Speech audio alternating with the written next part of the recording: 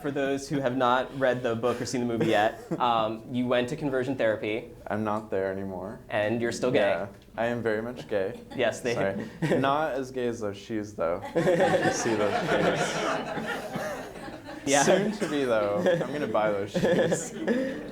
Reading the scenes from conversion therapy were pretty harrowing, I think. And what was interesting to me is I don't think I've ever really seen a lot of portrayals in pop culture of conversion therapy that actually show it what it really is. I think that there's a lot of sort of ironic, satirical content. Yes. I remember as a college student, there was this cult movie called "But I'm a Cheerleader." But I'm a Cheerleader. Yeah. Shake your heads if you've seen it. Yeah. You should watch it. It's funny.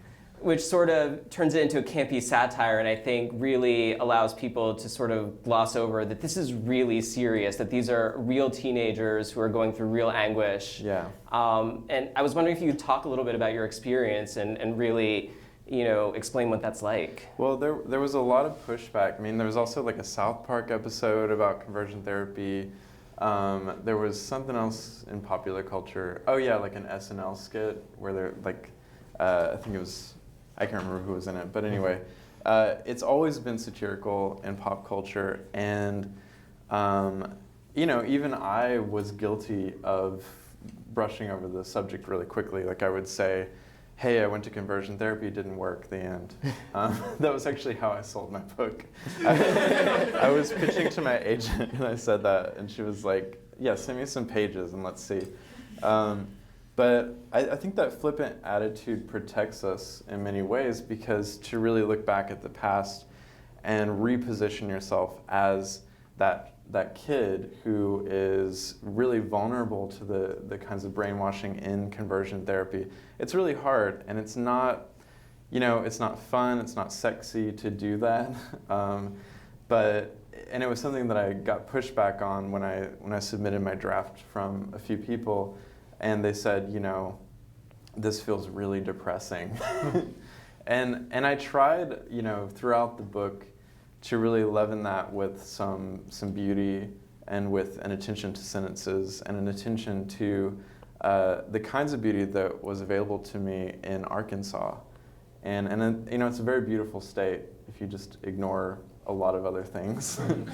Like Little Rock is very interesting, and there are pockets of liberalism. And I was also very careful not to stereotype the South, but it was a lot of tricky territory because there hadn't been a real definitive account, or at least a literary definitive account of this type of therapy. And the question becomes, how do you make conversion therapy with its like constant torture something that feels like a story? Because there seems to be no story there, right? The story seems to be, hey, this kid got sent to conversion therapy, it sucked, he's no longer there, the end, right? That's what you see whenever you see, many testimonies of conversion therapy survivors. So I knew from the very beginning that I had to make it dynamic. And the only way to make it dynamic is to make the reader believe that I believed in God at that time, that I believed in my family, and that I believed that I could be cured at least on some level.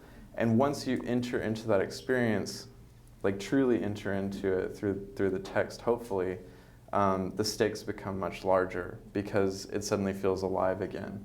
And it was sort of unfortunate to have to write that book because you're almost brainwashing people along with you through the ride. Like, imagine that this is not just completely absurd to you. Imagine that you grew up in this situation where this was the norm. Conversion therapy is used in a mock. You can say like, wow, they placed people dealing with bestiality beside people dealing with pedophilia and homosexuality, and that's crazy, right?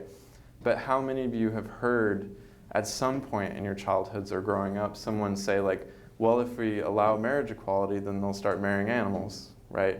There's one step from the kinds of prejudice that you encounter in some of these places and the kinds of prejudice the literal usage of that prejudice in a place like a conversion therapy facility. That was a long answer. It's good though. I think, I think one thing that really hit home for me as I was reading the book is like conversion therapy isn't the disease, it's the symptom. Yeah. I was reading a lot of the coverage and interviews you've given around the book, and they all focus very heavily on your experiences in Love in Action, which is the conversion therapy facility. Great name, huh? Largely because that's the really sensational part of the book. But you were only in conversion therapy for 2 weeks. Technically, and then I had 6 months one-on-one, which is very different. Yeah. But still, like a relatively short time. Yeah. I was reading one interview with you that you did where you were talking about people were questioning 2 weeks, is that sufficiently traumatic to impact your entire life, et cetera, et cetera. Yeah. Which, okay, well, first that infuriated me a little bit because 2 weeks of concentrated psychological torture seems pretty Thank traumatic. You for saying that. But the response that you gave, actually, which was very kind, really resonated with me, which is that I think you said something like you felt like you were going through conversion therapy your entire life. Yeah. So for me, as I'm not from a Christian background, and I did not go to conversion therapy, but I do have 20 plus years being a homosexual in America, that really hit home for me. Yeah. And I was wondering if you could talk more about what it was like growing up in Arkansas, what those experiences were that made you feel that. I'm really glad you brought up that topic, because for me, I knew writing this book I didn't want it to just be some insular experience that people could throw away and say, well, that was crazy, next. I wanted people to realize that the roots of this kind of therapy was in the culture, and it's been in the culture for a very long time.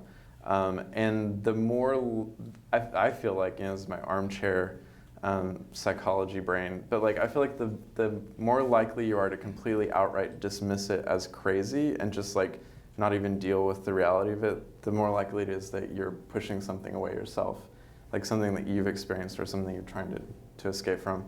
And so a lot of the reaction I've gotten from my own queer community has been well, that was only 2 weeks, I've been through worse. And it's maybe, yeah, but also this sucks too.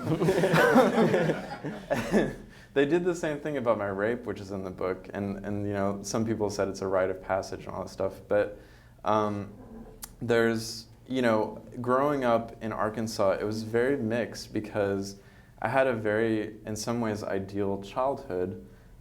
We had enough money to feel comfortable. My dad always ran a business. They were nice people. They cared about, a lot of good values.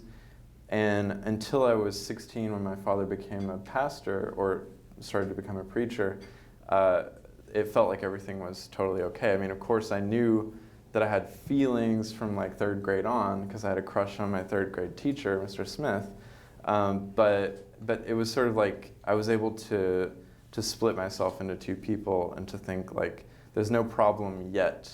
And if I just keep acting the good son, then everything will be okay. When my dad became a pastor when I was 16, I remember thinking okay, nothing has to change, because he was actually a car dealer. So he owned a car dealership and then became a preacher. And yeah, draw the connections. I just wasn't going to go for the old joke. It's my cousin back there laughing because she knows my family. But yeah, when he became a pastor, it was okay, nothing has to change. But then suddenly we became much more fundamentalist and I would even go so far as to say a bit fanatical in our family. And my father would when we would go to a movie, for example, that wasn't G-rated, if there was a curse word, he would walk out and we would be oh, okay. And so within that atmosphere, he was scrutinized very much for how he handled his family. It's a very patriarchal system in that church, and so if your child or your wife is not in line with your beliefs, then suddenly something's wrong, and he did something wrong if that's the case, right? So it's the father has to control the whole family. And suddenly there was this new pressure. I had a girlfriend. When that didn't work out, it was I don't really know what to do to prove that everything's okay and there's nothing wrong. And then the events of the book happen and it all sort of spirals out. But growing up in that environment, there was a casual homophobia and racism that I generally encountered even in church spaces. I remember I was sitting in Sunday school, and I think I was like 15, and this guy came in and he said, there's going to be a pride parade in somewhere, I can't remember, like Fayetteville or something, and we need you to sign this petition to show that you don't agree with this. And it was being passed around, and I remember being old enough to realize, like, if I sign my name to this thing, I don't know what's going to happen to me because I'm a liar, and it feels wrong, but also if I don't sign my name and everyone's looking at me, I'll be revealed.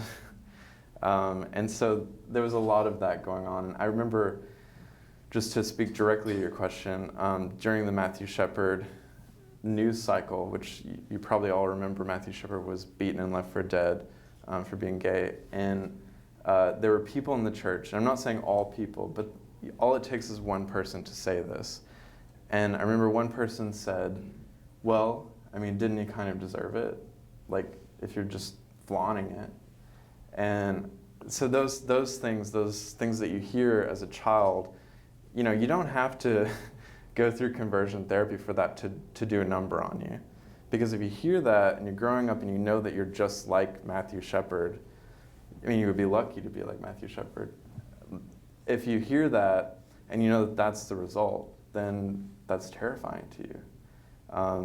And so that's one of my big messages is like, you don't have to be in a facility to be in conversion therapy.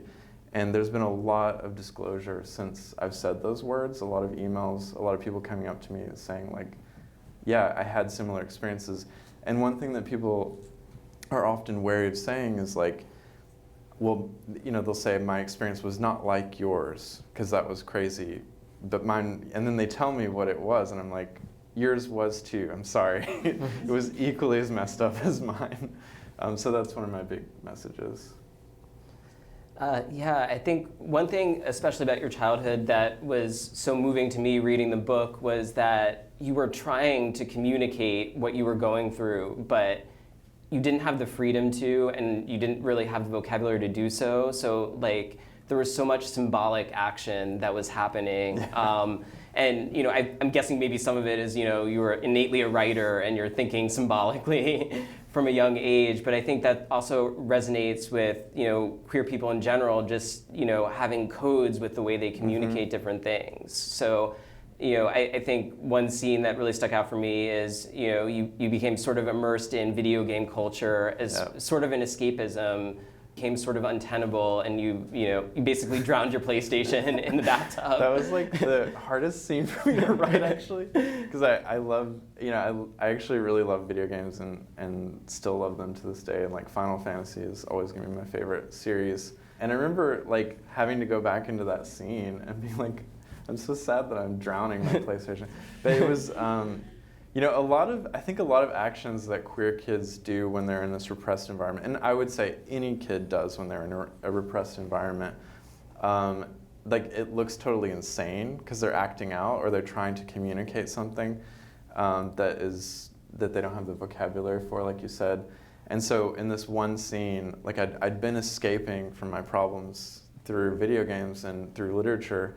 And so I just decided to like invite my parents into the bathroom and I just like run water all over my PlayStation as sort of a way of saying like you know, now I look back and it's obviously a cry for help, saying like, I'm becoming a zealot right now because something is wrong in me. But I felt like by doing that I was saying like, I'm gonna reject this secular world. You know, to them it looked like I was just like a really passionate child who might become a preacher like my father, right? Like I'm gonna reject the secular world. I'm gonna put away these stupid toys and I'm only gonna focus on God. And that was sort of like, the minute you cut those connections, you know, you cut art away from your life, you cut whatever gets you through the day out, which I talk about in the book as well. Like I stopped reading secular literature because I was told not to. That's when you truly go insane. Because if you do what Love in Action said to do, which is to focus only on your relationship with God and read the Bible constantly, well, like, there's nothing to bounce those ideas off of. And that's how a cult works, right? Like, you just are constantly in a sort of closed circuit system that doesn't actually get any more information out from the outside, and it's terrifying. You know, obviously there's that moment when you're outed in your freshman year of high school, and then from then on, I'm sorry, freshman year of college. I meant, freshman year of college, and there's this interim sort of purgatory period between then and when you actually set foot in Love in Action. And what really struck me is that, and I think you referred to it as such, as like either like a double life or a secret life, where you're in this fairly secular environment in university where you're studying literature, you know, and just exploring, you know, culture. And at the same time, your parents are making you come home on weekends and proselytize at a prison and hand out M&Ms to prisoners if they memorized Bible verses. That was a thing. Didn't make the movie. It was too weird. I didn't see the movie yet, and I'm sad to hear that because it's very memorable. A lot of the stranger things are cut. They had to sort of, you know, make it more streamlined for people. But like, I felt you being like torn as I was reading this book, that like your friends at school didn't really know exactly what was going on, and you know, it's basically just sort of like this schizophrenic existence where you weren't being authentic in either mode of your life. Yeah, I mean, I often like balk at the term authenticity or authentic because it's like hard to define what that truly is, and we're like multiple selves, performativity, etc. But it was like, you know, I think whenever you are truly hiding something that big from your friends and from your family, and like multiple secrets in different ways, it does make you feel a bit schizophrenic. And I remember, you know, in the book I describe it as, you know, I would go to these therapy sessions. Basically, for 6 months I went to therapy sessions, conversion therapy sessions, where I had to list off any sexual fantasies I had, and then the therapist would shame me. And so I would do that. It was the first time I was ever talking openly about my sexuality and being shamed for it. And then I would come back and I would like go to the jail with my dad and do the jail ministry. And then I would go back to school and like study the Odyssey and like evolution for the first time, because my high school didn't let me study evolution. They made us skip over it. So it was this totally different world that I was living in, and I think a lot of people actually end up living in those two, or like making those two different worlds work to a certain extent because you have to. But I remember once I was out of it, it wasn't that depressing at the time. I mean, I didn't know what was happening to me. I just thought this was how you survived, and I thought everyone did that. And so, but after that time period, it was like, wow, that was really exhausting. And now I have energy to do other things. But I think that a lot of people continue to live their lives that way. And there are so many stories of queer people who are waiting, sadly, for their parents to die before they can live openly. And I think that's a kind of schizophrenia that is often necessary. You know, a lot of people, in addition to, I'm making it sound like there's a lot of criticism against the book, but there's not. But a lot of people, in addition to saying like 2 weeks, that's crazy, they also say, you know, you have Stockholm syndrome. Why do you still love your parents? And I think that's usually an outsider perspective, and it's also a defensive move for a lot of people to say like, I'm cutting off ties entirely. And sometimes people do need to be cut off when they're totally toxic. But for many queer people, that's just not an option. Like, I love my family. They made a horrible mistake. They've apologized for it. And it's not perfect, but I still love them. And I think a lot of us have that experience.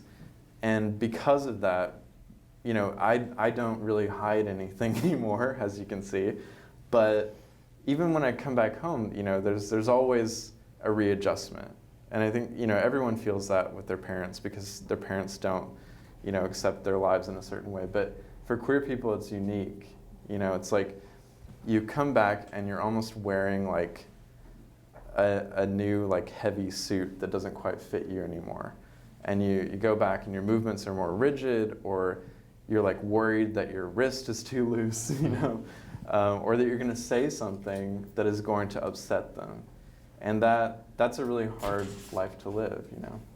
Your relationship with your mother throughout the book was really interesting because, you know, at least the impression I got is like as you were going through these experiences, there was some part of her that knew that what was happening in terms of what they were making you do was not right. But she was torn between that and I think, you know, the belief system in which she had been enculturated and, you know, her relationship with your father. Mm-hmm. I do think there's a lot of humor in this book, and there was this Thank one you. moment that really struck me out as being like, you know, it's sort of like gallows bleak humor, but There's a lot of that. you sort of like set up this book club with your mother where you gave her a book to read so that she could learn more about you, so you gave her the picture of Dorian Gray, and I have to look up the name of this book. She gave you this book. I guess like it's this ex-gay track, Where Does a Mother Go to Resign? Which details a conservative fundamentalist, a mother's struggle to basically cure her son of That was a homosexuality. very popular ex-gay book. It's still sold on Amazon. Crazy. So yeah, so I'm imagining like you sitting there and like, you know, it's like we trade books and then we have this discussion and there just doesn't seem to be too much common ground there, but there was something very touching about it. Well, my mom and I have always had like a weird, quirky relationship. I mean, I always say she stands out way more than I do as someone who is flamboyant and, you know, she always hates it when I compare her to Dolly Parton, but you know, big hair, lots of jewelry, like big fluffy blouses with like ruffles and lace. So she doesn't really fit the traditional preacher's wife look, unless you're like watching TBN or something. But she married at 16. She had like 1 year of college. And then she dropped out to work with my dad at a cotton gin, and then she just sort of became my dad's wife. Like, she really didn't want to be known only as his wife, and she didn't want to be known as a preacher's wife, really. So there was always kind of a struggle with her as well. And we shared this really unique, you know, relationship where we were honest with each other until, you know, about 16 when my dad became a preacher. And it just felt like the worst rupture in my life because I was so close to her. And she was the one that took me to conversion therapy. My dad basically like put it off on us to do it while he was getting ordained as a preacher. And so she drove me to Memphis, Tennessee, and she would drive back to the hotel, and I didn't learn this until later, but she would just lie down on the bed completely in her makeup and her clothes and like pull the comforter up and cry until it was time to pick me up. Then she would fix her makeup, pretend like everything was okay, and then take me back to the hotel. And, you know, something was up with her as well. Like, she could see every time that I would come back that I was not the same person that she once knew. I was becoming bitter, mean, resentful in many ways. And so I think it was like at some point, well, we escaped. We weren't supposed to see any movies or go to any restaurants or any secular spaces. But at one point, she took me to the Peabody Hotel, which is this really fancy hotel in Memphis. And we had this like really nice Italian meal. And she says to me, like, you can't make this stuff up. She was like, I got this great idea. Like, she was like trying to have just normal conversation with me. And I was like, what is it? She was like, Preacher's Wives Gone Wild. And I was like, how did you just say that? What are you doing? But that was the type of person she was when she was able to be that person. And so it was like we got this taste of what it was like to be normal again. And then when I went back into therapy, you know, that sort of helped me to realize that this was crazy and it was tearing us apart. And when I did go back into therapy and I was asked to sit across from an empty chair and yell at my imaginary father and say that I hated him, it was like, well, first of all, my mom and I are falling apart, and now they want me to hate my father as part of their like Christian ministry, which seems a little insane, right? There's only so much cognitive dissonance you can take before something breaks. And so my mom, seeing my mom be happy again, plus seeing, this sort of therapy for what it was, that's what really got me to call her and get me out of there. And she did. She pulled you out. It's the sort of the thing where you made the first step, but you need someone to actually drive you out of there. So well, if she had said, I think about this a lot. If she had said, "Hey, maybe we should give this a second shot," I would have said yes immediately. But instead, I made that first move, and she made the second move, and she didn't look back, and that's what counted. The fact that she never questioned it after that point is really phenomenal, considering how many times I questioned what I was doing. My mom didn't have any doubt about whether or not it was hurting me. So changing gears a bit, just sort of more of a literary geek question. I was really fascinated by the narrative structure that you chose for this book, because you read a lot of memoirs and they're very, very chronological. Sequence in time. Present tense. Yeah, present tense. Start here, end here. At first, as I was reading the book, it was a little disconcerting. You were basically jumping back and forth through time at these various waypoints. So, starting in conversion therapy, jumping back to end of high school, to college, and there were certain points in which it was unclear sometimes whether this happened before you were outed or after you were outed, that sort of thing. And as I was reading it, it was frustrating, but as I look back and think about it, it actually, I felt, was incredibly impactful, because it felt like, how we experience memory, which is just sort of mental connections that are, not always, sequential. I'd love to hear more about your thought process about how you, structured and organized the book. Well, a lot of it was just limitations, because I'd only written short stories at this point, and I didn't ever want to write a memoir. I was like, memoirs, the trashy genre. It's the one, people who can actually write memoirs. But I sort of wrote them in chunks like they were their own standalone thing. So if you read the chapters that are titled, they could technically be excerpted and used on their own, so that's how I started. And then of course my editor was like, "Do you want to keep it that way?" And I said, "I don't know." But then I thought about how each activity that's described in the therapy sections leads into a sort of very extended flashback, and sort of shows you where that idea came from.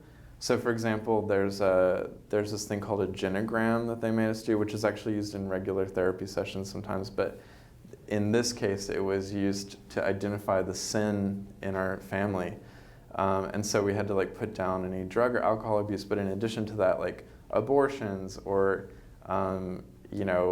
impure thoughts and things like that. So we had to look at that and say, well, that's why we're here, that's why I'm gay, which is crazy, right? But I decided to juxtapose that with my actual family life and where my relationship with my father was really, and what it looked like, to sort of push against the really unhealthy narrative that I was given. So each time I gave another love and action section, I would always try to juxtapose it with something that played with it or queered it or made it unusual. And I used a quote from Foucault. I'm a Foucault whore, I guess. Sorry, I'm one of those. But there's this quote from Foucault that I want to actually, wow, it's upside down again. I wanted to actually quote, because I think it's a really great quote, and it's what sort of guided the writing of the memoir. I think theory can be used to guide writing. I know that's controversial. Rules are empty in themselves, violent and unfinalized. They are impersonal and can be bent to any purpose. The successes of history belong to those who are capable of seizing these rules to replace those who have used them, to disguise themselves so as to perfect them, invert their meaning, and redirect them against those who had initially imposed them, which was the whole point of the book. So to take the version of Christianity that was used against me, and then to actually use what I thought was the correct form of Christianity, which is built on compassion, perfect that, and then use that against people who'd initially imposed the rules against me. That was my goal. And so, you know, that's why there's a constant struggle in the book between what's being told to me and what was my reality before I got there. And that then informs my decision at the end of the book to leave, because you, as a reader, have witnessed my family and you've seen them in their complexity. And so when they say, hate your father, like, you as a reader are like, I wanted to also, but I can't, right? And so you begin to understand exactly what that situation felt like. That was the only way I knew how to do that. I think it was very, very effective in that. I'm curious, like, you know, there's a lot more queer literature out, which is wonderful, than there was, you know, at the time you were, you know, like, Yeah. you know, it was like, it feels like distant past, right? But it's like 15 years ago or so. Yeah. Like, I think back to the late 90s, early 2000s, you know, there was not a whole lot There was in Edmund pop White. culture. Yeah. That was like it. So, you know, I'm curious, like, you know, film, books, television, what inspires you Now? Yeah, now. It's still tough for queer people to get published. You still get told, like, you only make this amount of money because it's a queer book, which is a ridiculous thing, but people will say it. But we live in a time when there's just a lot of great literature happening. And, you know, my good friend Garth Greenwell, who wrote this beautiful book called What Belongs to You, he's really a big influence for me, because I met him, I guess, 3 years before I started writing this book. And it was like, you know, he'd only had one small chapbook out at that point. He didn't have like a big career. He got all these great reviews. But at the time, it was like meeting this like superstar. You know, no one else knew who he was really at the time, but I felt like he was a superstar because he'd written this really, really gay book that was like just unapologetically gay and really well written, and written like the best literature that's ever existed. And I just remember being like, somebody did it. They actually did it. They didn't make it cheesy. It wasn't like stupid. You know, like you look on, I keep mentioning other brands while I'm at Google and I feel nervous about that, but you look on like Netflix and you see like all of the gay movies, like 75% of them are cheesy, right? They're like, I would never watch that. It's not a good movie. And that's what I felt for so long about queer books or of straight people writing about queer people. It was always sort of in this weird Pandering almost, yeah. Yeah. And so here was somebody who'd done that and did it for the first time, I thought, really well. And so it really inspired me to just write this book the way it was supposed to be written and not really think about anything else. But other than that, I'm trying to think of like what I've really liked recently. Well, everyone should go see The Favorite right now. That's an amazing movie that's like super queer in all ways. And then, yeah, I really liked Pose last year. That was good too. Cool. Well, I wanted to give you an opportunity to read a little bit from your book. Yeah. So this is when I'm trying to understand the connection between the man who was the director of Love in Action, who was sort of performing this torture on us. I wanted to understand where his thoughts and his sort of ideology came from, and I compared it to my father in this. So I'm like at the end of my time there. I often thought of the life my parents had shared before me, how inevitable it all seemed. My father the quarterback, my mother the cheerleader, everyone in town cheering for their success. Champagne glasses held up each year on New Year's Eve, the only night they allowed themselves to drink alcohol. A toast to the next year and the next and the next, until finally it must have been my mother without a glass in hand, standing before their friends on the top floor of Adams Mark Hotel, toasting to a new birth that would never arrive that first time. And then there was me, the boy in whom they placed their dreams. It was hard to imagine the degree of their love for me, the easy faith they must have placed in God at the moment of my uncomplicated birth. It was hard to imagine how disappointing it must have been for them to figure out I wasn't quite all that they'd hoped for, a stain on their otherwise perfect union. Just that morning, I had read John Smith's testimony at the back of the handbook. This is the guy who ran the camp. One that had suggested we could all one day follow the path many of our parents had followed and journey out of homosexuality, Smid wrote that he had met his second wife, Vilene, while doing yard work. "How romantic," he wrote. "I imagined her in a floppy sun hat, long sundress catching on her knees, thong sandals on her pedicured feet. She must have caught sight of Smid's dimples as he approached his next weed or stray branch with the simple smile of a child, the smile that had wooed so many men to the ex-gay lifestyle. A hiss and spray of automatic sprinklers pivoting rainbows. Quote, she is aware that my attractions have changed in general toward men, but that I love her deeply and make choices daily to remain faithful to our marriage and have not regretted that decision." End quote. Like my father, Smid was excellent at conversion, at justifying whatever sudden mood overtook him. He had skipped over most of his former life in his testimony, never explicitly mentioning it in our sessions. It was hard to imagine that he had ever been married, the way he talked about how many men he'd been with. Until I read his testimony, I had no idea just how vast his journey had been. Quote, "I had developed an addictive habit of masturbation that carried into my marriage," Smid wrote. In the same way that my father had condemned everything before his calling as rubble, as fodder for God's greater purpose in his life, Smid had consigned every failed act in his first marriage to the sin of addiction. Rising out of this sin, Smid now believed a higher power had elected him to lead other gays out of their addiction into successful marriages. He believed he could do this because he knew a thing or two about the familial circumstances that had contributed to the formation of homosexual addiction. My father's story carried an obvious parallel. Working with criminals, thugs as he called them, had compelled him to begin the jail ministry in our small Arkansan town. Why did good men turn out to be thugs? Because they came from circumstances like his, families in which the alcoholic father had done something brutal. But what had held their lives together before the conversion, before the A to Z logic of sin reduced human complexity to a syllogism? What form had their faith taken, however limited, in their long lives as pre-converts? Christianity is, among other things, replete with converts. Peter renounces his atheism to become a fisher of men. Saul becomes Paul on the road to Damascus, wiped clean of a past in which the execution of good Christian believers was his life's work. But the Bible never shows us the beating heart of a pre-convert. Crumple the first half of the story and toss it in the trash.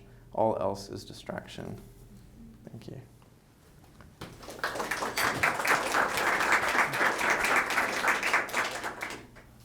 I also, just to end on a more inspirational note. Yeah, there was another paragraph that was like hopeful, but I was like, I've run out of my reading time. So. I just want to read one paragraph of something that really, really resonated with me and meant a lot.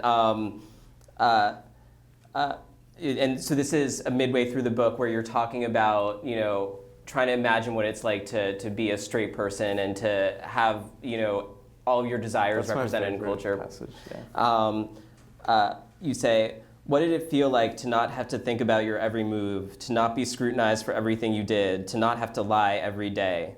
In my most stubborn moments, the moments that must have accumulated to such a degree that the blonde-haired boy distrusted me, I told myself that it must have felt really dull to be straight.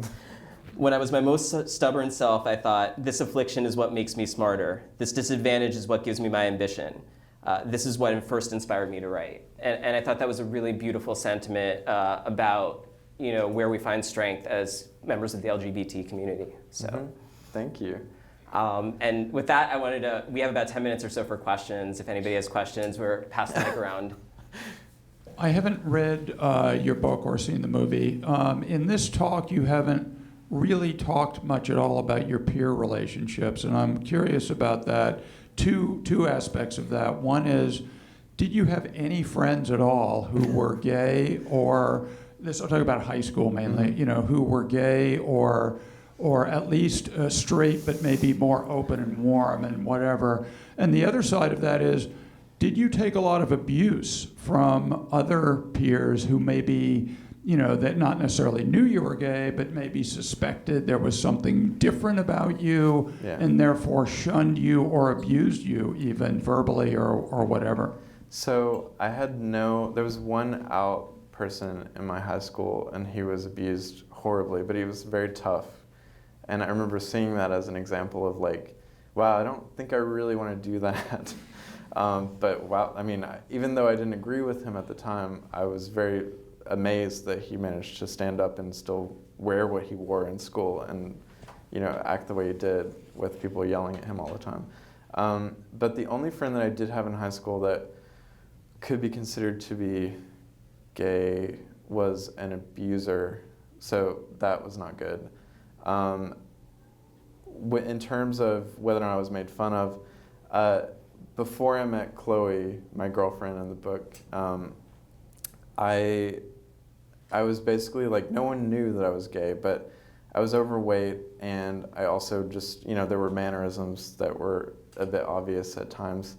And I remember, like, for some reason I decided to take, I think it's because it was easy, I took a shop class for like 2 semesters, where you like learned how to like use a bandsaw and weld. And I really liked it because it was like you could do a lot of work by yourself and no one would bother you. But the guys in there were pretty terrible, and they would always just like, if I didn't have any stories about someone that I was having sex with, even though they obviously weren't having that much sex probably. They're in band class for 2 semesters. They would just make fun of me the whole time, so it's terrible. But that was the only, like I I passed really well. And it's kind of funny, like I'll go to like a gay club and people will sort of stare at me like, why are you not acting like everyone else? And I'm like, because I was trained. Sorry. I'm trying to untrain it. But I was very good at passing, and that's why my family was very shocked when I was outed to them. And I think because of that shock, it made it easier sort of for them to go to the church members and listen to whatever they had to say to fix this, because they thought I was totally in the clear. Like, 2 girlfriends, he still seems to be dating another girl, everything's going great, he looks normal, he's smart. And then like suddenly this hits them, and it's the worst thing that could have hit them because the church was so obsessed with the topic. I mean, it was the thing, and I write about it in the book, but when I came back from conversion therapy on a weekend between the 2 weeks, my dad was being ordained as a preacher, and we had to stand up on a stage, and my dad's final question during his ordination was, what are you going to do about the sin of homosexuality in the church? And my dad is like, I don't believe in it, all this stuff, and I'm just standing there like, okay, and no one knows I'm in conversion therapy except my family. So, lighter notes. To be fair, that was an intense question. You mentioned this question of authenticity, and then sometimes there's a narrative that runs both ways, that if you identify as part of the LGBT community, both the secular and the religious world, say you can't have both. Yeah, exactly. And so what have been your experiences with that in terms of living the way that you feel, or whoever may feel is appropriate to themselves? Yeah, I mean, there's some really great gay Christian writers. Chris Vines is one person that I really like. He wrote God and the Gay Christian, and that helped my mom a lot because she was like, I need to understand it from a biblical perspective, and that really helped. There's also like a lot of churches that are affirming now. I mean, not a lot, but more than there ever were.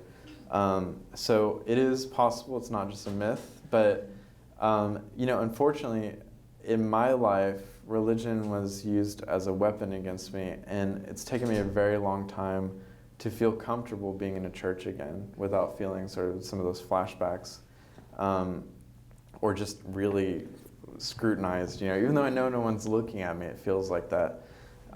So that's been a really hard struggle for me, and it's something that I've really advocated for in our own community, is to be sensitive to that, because a lot of gay Christians or LGBTQ Christians, they think that life is not possible for them, and that can result in even more suicidal ideation and a loss of self and identity.